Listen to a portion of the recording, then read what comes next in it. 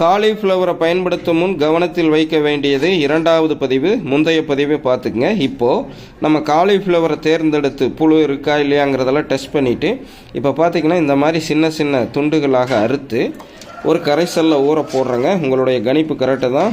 உப்பு, நாட்டு ரக மஞ்சள் தூள் இரண்டும் போட்டு கரைச்சிருக்கிறோம், காய்ச்சி ஆற வச்சிருக்கிற தண்ணியில்.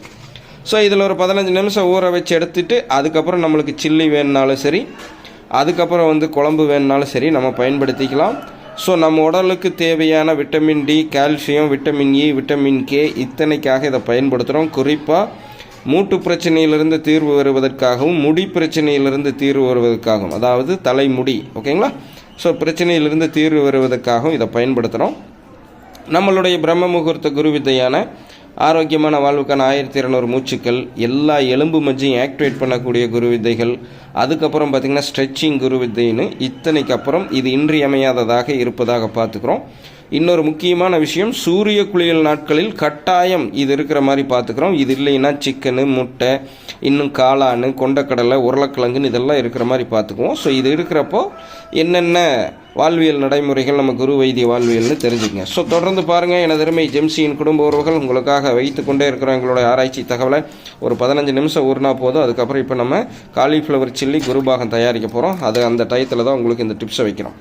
ஸோ நல்லா தெரிஞ்சுக்கங்க. மேலே வரைக்கும் பூஞ்சைகள் இல்லாமல் இருக்கணும், உள்ள புழு இருக்கிற மாதிரி நம்ம தேர்ந்தெடுக்கணும். ஒருவேளை புழு இல்லைன்னா என்ன பண்ணணும், அதைத்தான் இப்போ நம்ம பண்ணிகிட்டு இருக்கோம், ஓகேங்களா? ஸோ அதிக ரசாயன தெளிப்புக்கு உள்ளாகாததாக தேர்ந்தெடுக்கணும், அதற்கு புழுக்களோடு இருக்கிறதாக தேர்ந்தெடுக்கணும். எப்படி கத்திரிக்காயில் சொத்தையோடு இருக்கிறத நம்ம தேர்ந்தெடுக்கிறோமோ, பாவக்காயில் சொத்தையோடு இருக்கிறத தேர்ந்தெடுக்கிறோமோ, அதே மாதிரி தான் இதில். ஸோ இதில் சொத்தை வராது, புழு இருக்கணும், ஓகேங்களா?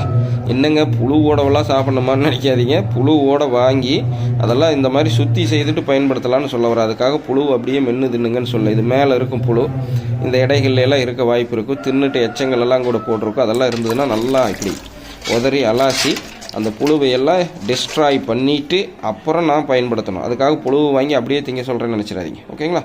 நாங்கள் இப்படி தாங்க பயன்படுத்துகிறோம். உங்களுக்கு வேணும்னா உங்கள் சுய விருப்பத்தில் பின்பற்றிக்கிங்க. யாரையும் கட்டாயப்படுத்த போகிறதில்ல. நாங்கள் எங்களுடைய ஆரோக்கியத்துக்கு இதெல்லாம் ஒரு காரணமாக இருக்குது. மக்களை தெரிஞ்சுக்குங்க. நீங்களும் உங்கள் ஆரோக்கியம் வேணும்னா உங்கள் உடம்பு ஏற்றுக்குமா, உங்களுடைய வாழ்க்கை சூழல், உங்கள் குடும்ப உறுப்பினர்களுக்கு எல்லாம் ஒத்துக்குமான்னு தெரிஞ்சுட்டு பயன்படுத்துங்கன்னு சொல்கிறக்காக. ஸோ புண்ணியத்துக்கு கொடுத்த மாட்ட பல்ல பிடிச்சி பார்த்துடாதீங்க. எங்களுக்கு கிடைத்த ஆரோக்கியம் இந்த உலகில் உள்ள தகுதியான அனைத்து மக்களுக்கும் கிடைக்கணும். அதற்காகத்தான் இந்த காணொளி. ஸோ தொடர்ந்து பாருங்கள். அடுத்து சில்லி போட்டதுக்கப்புறம் பக்குவம் எப்படி இருக்குன்னு காட்டுறேன். அதுவும் ரொம்ப முக்கியம். ஓவராக வேக வச்சாலும் இதில் உள்ள சத்து வீணாயிரும். நம்ம சொல்கிற மாதிரி பக்குவமாக வேக வச்சு பருகி பாருங்கள். பட்டாசான ஆரோக்கியத்தை அள்ளித்தருங்கிறது எல்லளவும் சந்தேகமில்லை. நான் உங்கள் ஜெம்சி குரு, உங்கள் பௌர்ணமாவுடன்.